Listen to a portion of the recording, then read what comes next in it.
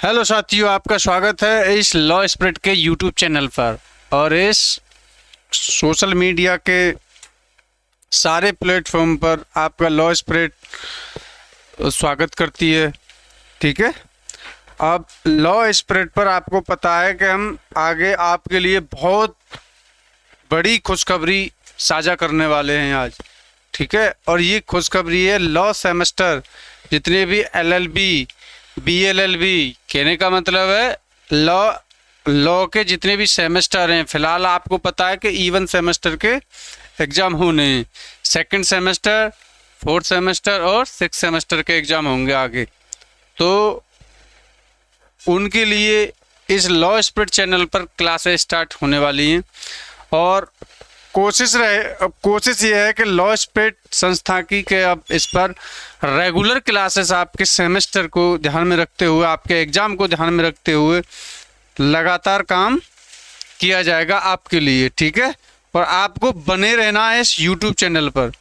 और आपका जो सारा ये सिलेबस है ना, LLB का, LLB या फिर BLLB का सारा सिलेबस हम चुटकियों में कराने वाले हैं। ठीक है, और एक एक क्वेश्चन, जितने भी इम्पोर्टेंट क्वेश्चन है आपके लॉ का जो इसमें पूछा जाता है यूनिवर्सिटी में। आपको पता है कि इस बार रज्जू भैया यूनिवर्सिटी में लॉ का कैसा रिजल्ट रहा है।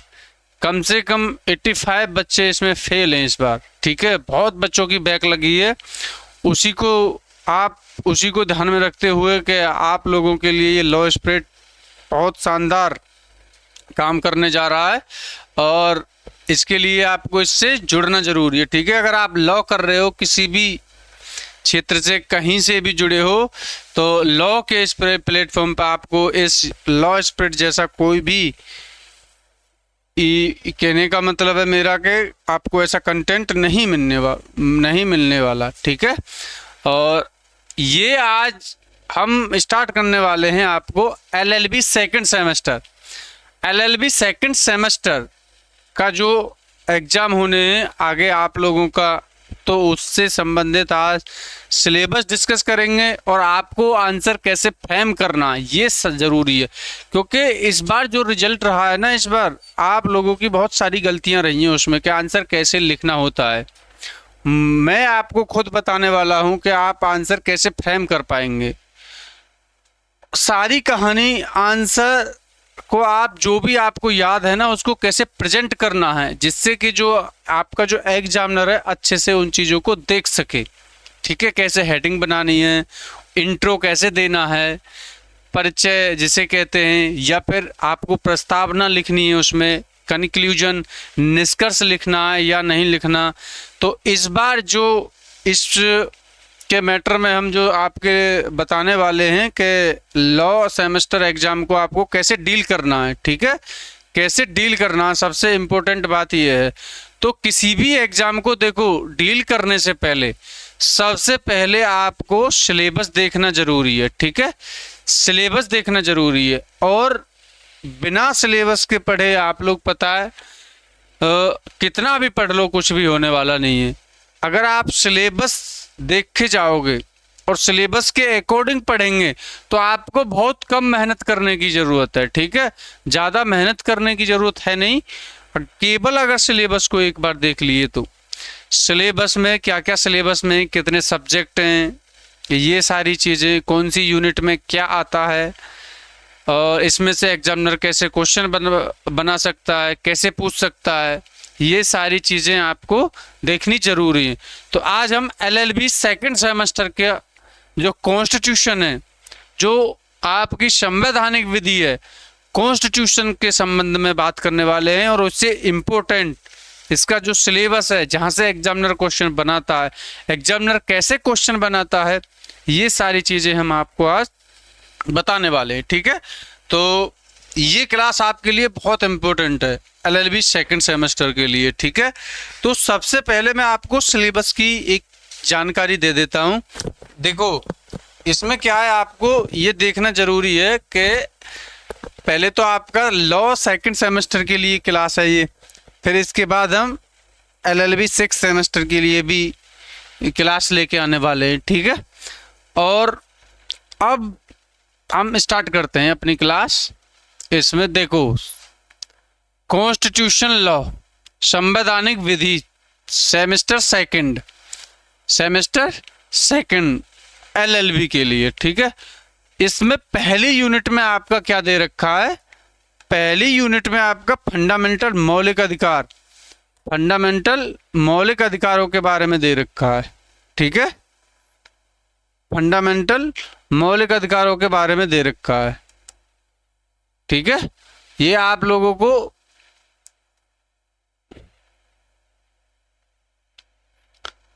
और इसमें जो फंडामेंटल राइट यानी कि मौलिक अधिकार, इससे क्वेश्चन बनेंगे। आपको पता है यूनिट फर्स्ट में बहुत इंपॉर्टेंट यूनिट है, ये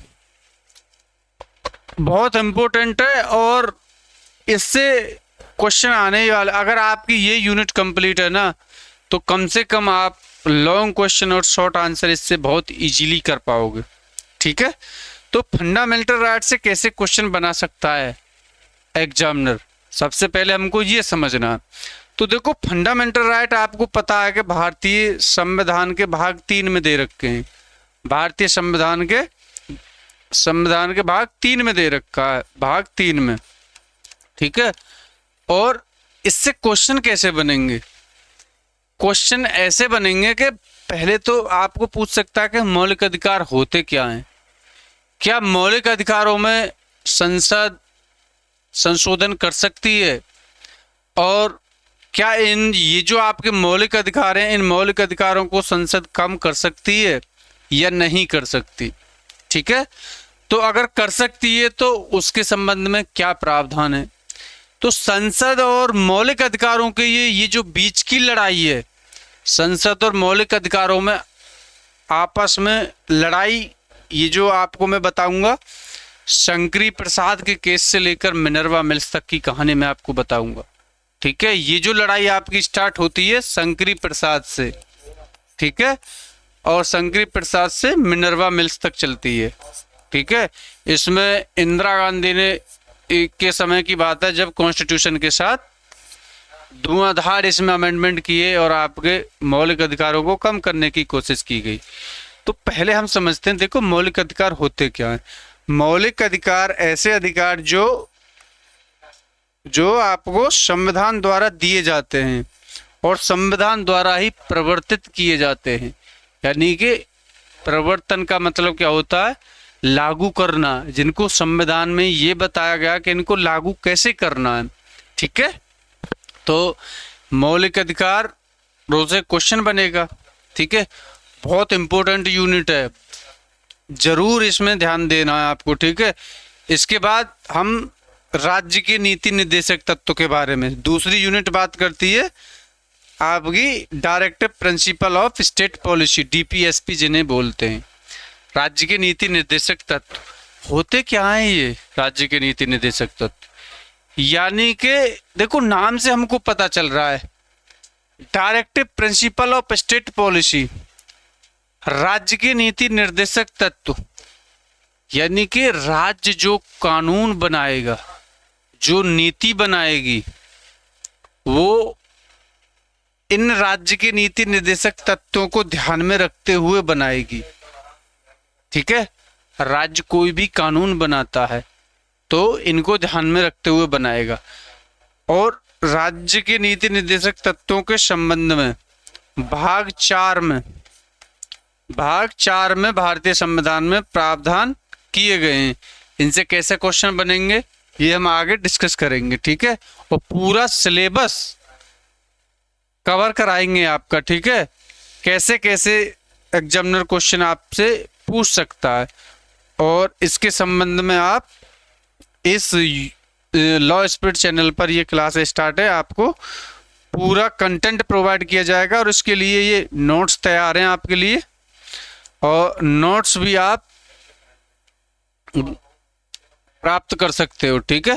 फंडामेंटल और दूसरी यूनिट में आपका फंडामेंटल मौलिक कर्तव्य, ठीक है। मौलिक कर्तव्य के बारे में दे रखा है, मौलिक कर्तव्य, ठीक है। आपका मौलिक कर्तव्य दे रखे हैं दूसरी यूनिट में। अब मौलिक कर्तव्य क्या होते हैं, क्या मौलिक कर्तव्यों से क्वेश्चन बनता है? आपको पता है मौलिक कर्तव्य में पढ़ाऊंगा आपको, भाग 4 का ए में दे रखा है, 4A में दे रखा है, यानी कि 4 का में दे रखे हैं भारतीय संविधान का। मौलिक कर्तव्य कितने मौलिक कर्तव्य हैं? आपको पता है 11 मौलिक कर्तव्य हैं, ठीक है। मौलिक कर्तव्य, फंडामेंटल ड्यूटी। अब ये जो मौलिक कर्तव्य हैं मेरे प्यारे बच्चों, क्या ये मूल संविधान में थे? मूल संविधान का मतलब मैं जो कह रहा हूं मेरे शब्दों पर ध्यान देना, यानी कि जब संविधान बना था उस समय थे या नहीं, जब ये संविधान में शामिल थे या नहीं, जब संविधान बन रहा था, तो इसका आंसर होता नहीं। तो बाद में इनको जोड़ा गया 42वें संविधान संशोधन द्वारा सरदार स्वर्ण सिंह की समिति पर की सिफारिश पर, ठीक है। सरदार स्वर्ण सिंह समिति की सिफारिश पर इनको जोड़ा गया, ठीक है, इनको जोड़ा गया। और कितने मौलिक कर्तव्य जोड़े गए? 10 जोड़े गए, ठीक है। फिर उसके बाद 11वां जोड़ा गया आपका 86वां संविधान संशोधन द्वारा। 10 जोड़े गए कौन से? 42वें संविधान संशोधन द्वारा। तो इन मौलिक कर्तव्यों से कैसे एग्जामिनर कैसे क्वेश्चन बना सकता है?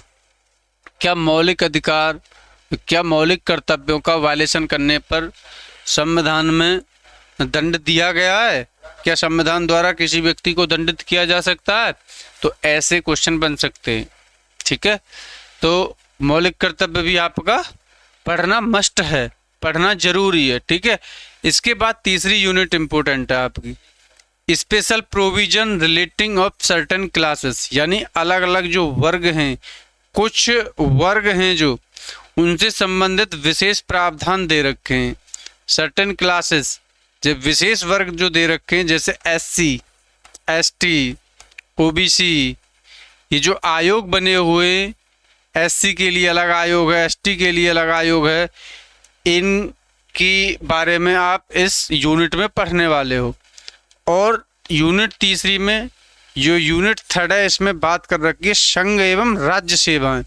आपको पता है आप लोग लॉ कर रहे हो, लॉ के साथ साथ बहुत लोग तैयारी करते हैं UPSC की या UPPSC की, तो संघ राज्य सेवाएं, आप पता UPSC और UPPSC, ये सारे इसके बारे में आप पढ़ोगे इस यूनिट के। ये तीसरी यूनिट है जो आपकी 3rd यूनिट है, इसमें आप पढ़ोगे, ठीक है। ये आर्टिकल आपके पता 315 से स्टार्ट है 320 तक, ठीक है। इसमें हम पढ़ेंगे इसे आगे, इस यूनिट को कवर करेंगे। अब बात करते हैं यूनिट 4th की, यूनिट 4th की, चौथी यूनिट की बात करते हैं। तो ये जो चौथी यूनिट है इसमें बात कर रखी है इमरजेंसी प्रोविजंस के संबंध में, ठीक है ना।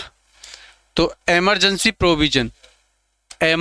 प्रोविजन यानी कि जब आपातकाल लग जाता है तो उस समय आपातकाल को कौन लागू करता है, आपके मौलिक अधिकारों पर क्या प्रभाव पड़ता है, ठीक है।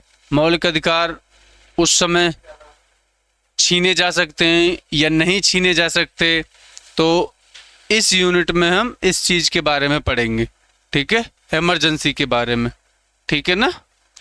तो बाकी ये जो है इमरजेंसी, आपको पता है 3 प्रकार की इमरजेंसी होती है, 352 में दे रखी है, 356 में और 360 में। इसे मैं आपको बताऊंगा कि आपको इमरजेंसी को पढ़ना कैसे है और फिर एग्जामिनर कैसे इसमें क्वेश्चन बना सकता है, इसके बारे में हम डिस्कस करेंगे, ठीक है। तो चौथी यूनिट में आपको इमरजेंसी पढ़नी है। पांचवी यूनिट आपकी दे रखी है अमेंडमेंट ऑफ द कॉन्स्टिट्यूशन, यानी कि संविधान संशोधन। अब ये जो आपका भारतीय संविधान है इसमें संशोधन कैसे होता है और उस संशोधन का प्रभाव क्या रहता है, ये आप 5वीं यूनिट में पढ़ने वाले हो, ठीक है। और राइट टू प्रॉपर्टी, ये भी 5वीं यूनिट में ही आपका दिया हुआ संपत्ति का अधिकार।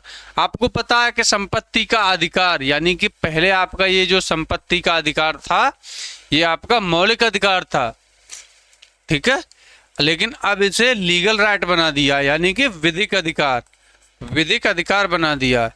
अच्छा, एक बात समझ में आएगी आपको कि मौलिक अधिकार और विधिक अधिकार क्या होते हैं। आप मुझसे पूछ सकते हो सर ये बताइए पहले मौलिक अधिकार और विधिक अधिकार।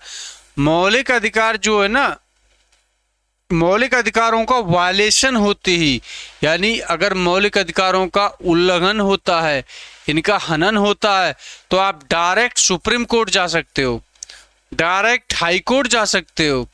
सुप्रीम कोर्ट जाएंगे सेक्शन 32 के तहत, हाई कोर्ट जाएंगे 226 आर्टिकल के तहत, ठीक है। ये आर्टिकल है आर्टिकल 32 और आर्टिकल 226 के तहत।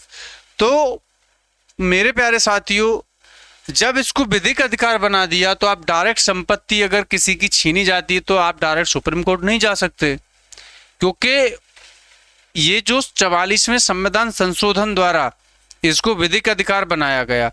आप ये सोचिए अगर आपके पास ये मौलिक अधिकार होता तो अगर सरकार को जरूरत पड़ रही होती किसी डेवलपमेंट के लिए, कोई कार्य करने के लिए, तो आपका ये जो संपत्ति अगर सरकार लेना चाहती तो क्या आपसे मतलब ले सकती थी। अगर मौलिक अधिकार होता तो आप डायरेक्ट सुप्रीम कोर्ट चले जाते, ठीक है।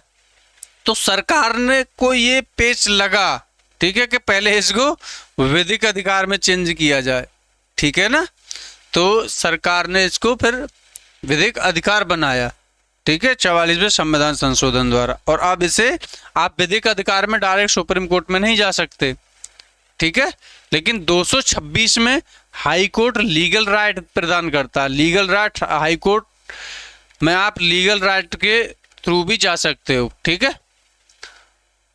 अब ये हमने 5 यूनिट आज ओवरव्यू देखी, इसमें इतना पढ़ना है आपको, ठीक है, और इसी से आपके सारे क्वेश्चन बनेंगे, इससे ज्यादा कुछ पढ़ना है नहीं, ठीक है, इससे ज्यादा कुछ भी नहीं पढ़ना आपको, ठीक है। अब अगर इससे ज्यादा कुछ पढ़ोगे तो आपकी एक जो स्मार्ट स्टडी की जो स्ट्रेटेजी होती है, तो फिर आप लोग हो सकता है एग्जाम में सही से मार्क गेन नहीं कर पाओगे, ठीक है। तो इसीलिए मैं आपको बता रहा हूँ कि ये जो पहले सिलेबस है ना एग्जाम का, ये पढ़ना बहुत ज़रूरी है आपके लिए, ठीक है। इस सिलेबस को देख लेना, इस वीडियो को बार बार देखो, और इसके साथ साथ आपको क्या करना है, इस चैनल को सब्सक्राइब करना है। पूरी यूनिट में ख़त्म करने वाला हूँ आपके लिए, 5 की 5 यूनिट, सारे क्वेश्चन इसी वीडियो में से आने वाले हैं, ठीक है।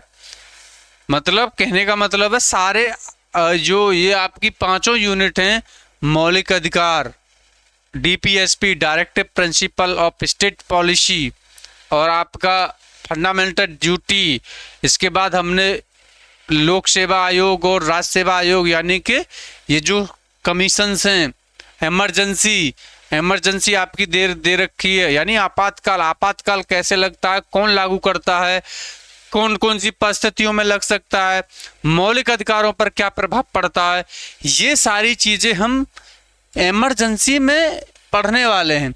और ऐसा पढ़ेंगे कि एग्जाम में आप धुआं करके आने वाले हो, ठीक है। एग्जाम हंसते हुए जाना, हाथ हिलाते हुए जाना है और डायरेक्ट छाप देना है। जो मैं आपको कंटेंट दूंगा बस उस पर ध्यान देना है, चीज़ों को आपको समझना है। मैं आपको ये बता दूंगा कि आपको कैसे चीज़ों को समझ के आप कैसे आंसर राइटिंग कर सकते हो, ठीक है। केवल आपको ध्यान देना है इस वीडियो पर, ठीक है, इस चैनल पर। आप इस चैनल पर बने रहिए और साथ साथ ही इस चैनल को सब्सक्राइब कीजिए, और इस चैनल की जो लिंक है इसको फैला दीजिए आग की तरह, ठीक है, जिससे कि अब किसी के लिए ये समस्या ना रहे कि लॉ करना बहुत आसान हो जाएगा अब आपके लिए, ठीक है। भले ही अब तक आपको कैसा भी लगा हो, कहीं से जैसे भी आप पढ़ रहे हो, लेकिन इधर यहाँ पढ़ोगे तो एक बार आप एग्जाम में वो कॉन्फिडेंस से जाओगे कि सब चुटकियों में याद हो जाएगा। ठीक है, याद क्या, याद कराना तो मुझे है ही नहीं, आपको चीज़ों को समझाना है। ठीक है, अगर आप एक बार समझ लोगे ना इन चीज़ों को कि क्या है मौलिक अधिकार, क्या है मौलिक अधिकारों का वायलेशन होता है, कौन कौन से मौलिक अधिकार हैं, कैसे हैं, आर्टिकल 19, आर्टिकल 20, आर्टिकल 22, इन्हीं से क्वेश्चन बनेंगे, इनका क्या प्रभाव पड़ता है। तो इनको आपको एक बार मैं अच्छे से समझाऊंगा। ठीक है, और आपको बने रहना है इस लॉ स्पीड के यूट्यूब चैनल पर और चैनल को सब्सक्राइब करना है। ठीक है, और ये आपके लिए खुशखबरी है कि अब हम लगातार आपके लिए ये कंटेंट प्रोवाइड कराएंगे। और जिसको भी नोट्स चाहिए, ठीक है, जिसको भी नोट्स चाहिए, ये नोट्स बड़े काम के नोट्स हैं। आपको पता है इसमें नोट्स में मैंने उस हिसाब से बनाया, आपका सिलेबस भी है ऊपर इसमें। और मूल अधिकार यानी मौलिक अधिकार, फंडामेंटल राइट की अर्थ, प्रकृति, उद्देश्य एवं महत्व। ठीक है, भारतीय संविधान में ये पहली यूनिट है आपकी। ठीक है, भारतीय संविधान में मौलिक मूल अधिकारों की कोई स्पष्ट परिभाषा नहीं दी गई है। संविधान लागू होने से पूर्व इन्हें प्राकृतिक एवं अप्रत्यय अधिकार माना जाता था। अप्रत्यय अधिकार क्या होते हैं? अप्रत्यय यानी प्रकृति द्वारा दिए गए अधिकार, प्राकृतिक, आपको जीने का अधिकार, ठीक है, बोलने का अधिकार, ये सब आपके मौलिक अधिकार है जो संविधान द्वारा दिए हैं और संविधान द्वारा ही ये लागू किए जाते हैं। ठीक है ना। तो अप्रत्यय का मतलब होता है कि इनको कोई छीन नहीं सकता, आपसे छीन नहीं सकता और आप इन्हें छोड़ भी नहीं सकते, कोई छीनेगा भी नहीं और छोड़ भी नहीं सकते अपनी मर्जी से। ठीक है, अप्रत्यय का मतलब ये होता है। ठीक है, तो आज की क्लास में आपको मैंने इंट्रो कराया है इस कॉन्स्टिट्यूशन की जो सीरीज है इसके लिए। बाकी आगे हम धुआंधार तरीका से काम करने वाले हैं और आप लोग बस जुड़े रहिए इस प्लेटफॉर्म से और एक एक सब्जेक्ट यूं उड़ेगा। ठीक है, मतलब ये कहो कि अब आपकी ये जो समस्या है कि सर लॉ में ये जो सारी इस बार बैक लगी है ना आप लोगों की, तो अब ये समस्या दूर होने वाली है। ठीक है, इस सेमेस्टर में आपको कतई लापरवाही नहीं करनी, ये बात ध्यान रखना। ठीक है, तो अब हम आपको मिलेंगे नेक्स्ट वीडियो में जो कि स्टार्ट करने वाले हैं आगे। ठीक है, तो देखो ये जो आंसर कैसे लिखना है, प्रस्तावना से स्टार्ट करना है, मौलिक अधिकारों की प्रकृति कहाँ के कैसे ये स्टार्ट हुए, ये सारी चीज़ें आपको पता है भारत में, फिर इनका उद्देश्य क्या है, ये इस प्रकार के हमने आपके लिए नोट्स बनाए हैं। ठीक है ना, ये हमने उसी हिसाब से आपके लिए नोट्स बनाए हैं। और ये जिसको भी नोट्स चाहिए वो डायरेक्ट हमसे संपर्क कर सकते हैं। ठीक है, लॉ स्पिरिट के टेलीग्राम चैनल पर, लॉ स्पिरिट के टेलीग्राम चैनल पर। ठीक है, तो साथियों जुड़े रहो इस चैनल से और आगे आपके लिए इस सिलेबस को पूरी कराने की हमारी जिम्मेदारी है। ठीक है, आप लोगों को इस बार पास कराना है और अच्छे से इस लॉ स्पिरिट का आप साथ दीजिए और चैनल को सब्सक्राइब कीजिए। Thank you. आइए सर।